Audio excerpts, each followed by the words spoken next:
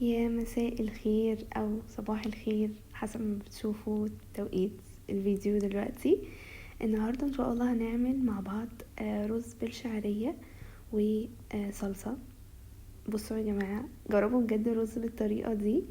وصلصة الطماطم لو احنا ما عندناش صلصة طماطم اللي هي او طماطم فريش يعني، جربوا تعملوها بالصلصة الجاهزة. جماعة حوار بجد تحفة، لازم تجربوها ان شاء الله، تجربوها وتعجبكم.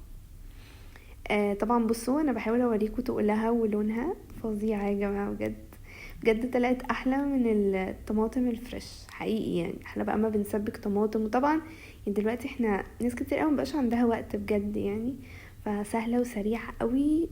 هنا انا بوريكم قد ايه حلوة.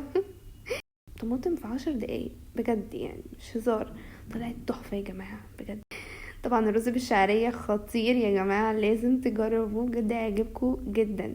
هنا الرز عندي كوباية وربع شعرية، وعندي مكعبات زبدة، وملح وفلفل. طبعا تقدري تستغني عن كل ده، تقدري تحطي مرقة من الاول زي ما انتي عاوزة، او مية، بس انا بصراحة بفضل المية.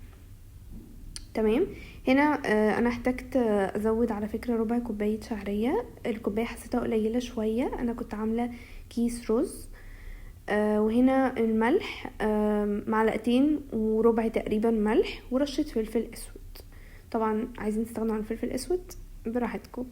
هنا زودت الزبدة والزيت، وطبعا انا هنا بحط الزيت اكتر من الزبدة في بداية التحمير علشان انا بحمر الشعرية كتير، فالزبدة عشان ما تتحرقش معايا بسرعة او تغمق او يبقى فيه طعم شيطان او كده، ف بحط زيت اكتر. اوكي.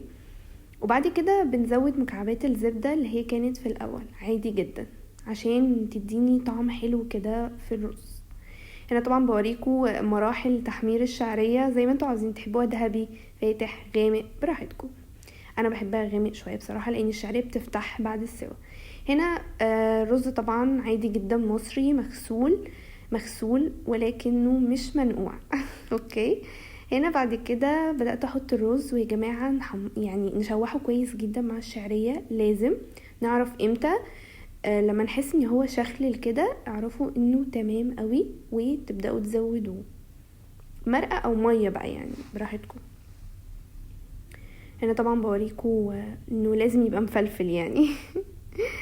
بعد كده بدأت احط الملح والفلفل، وقلبت تقليبه، وبدأت اني ازود مية او مرقة حسب اللي عندكم. بدأت ازود، طبعا بنزود عقلتين فوق الرز مش اكتر من كده، وبدأت احط المكعبات الزبدة على الوش وسبته يتشرب. وبنوطي امتى؟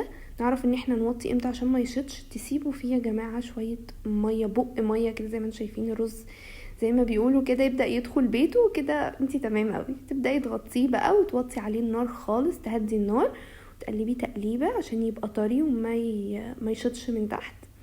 وتبدأوا توطوا عليه وتغطوه عادي جدا، وتسيبوه بقى 10 دقايق ان شاء الله يكون استوى معاكم. طبعا لو احتاج مية زودوه عادي، معلقتين مية كده مفيش مشكلة. طبعا لازم ندوق يا جماعة، يعني مينفعش رز من غير ما ندوق. طبعا هنا كان محتاج ملح شوية، فزودت مية ودوبت فيها شوية ملح، وزودته عادي وقلبته وغطيته وسبته شوية كمان. طبعا هنا بقى تعالوا للصلصة يا جماعة الفظيعة، بجد لازم تجربوها، بجد كانت قلبة ريحة البيت. هنا عندي معلقتين ونص كبار من الصلصة، ومعلقة خل، واربع فصوص توم، وملح، وسبع بهارات، وفلفل اسود، وربع معلقة من السكر. هنا بقى نبدأ نحط معلقتين من الزيت. زيت يعني ما فيش مشكلة، لو حبيتوا زبدة ما فيش مشكلة.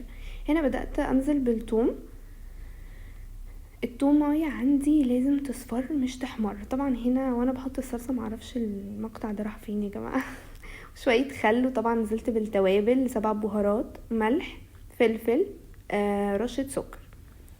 وهنا طبعا زودت كبشتين شوربة يا جماعة، كانت خطيرة بجد تحفة. كنت عاملة جنبها فراخ كانت جميلة قوي قوي.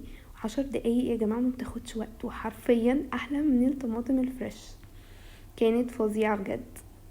جنبها رز بشعرية بقى خطيرة. يا رب الفيديو يكون عجبكم، اشوفكم ان شاء الله في الفيديو الجاي، استنوني.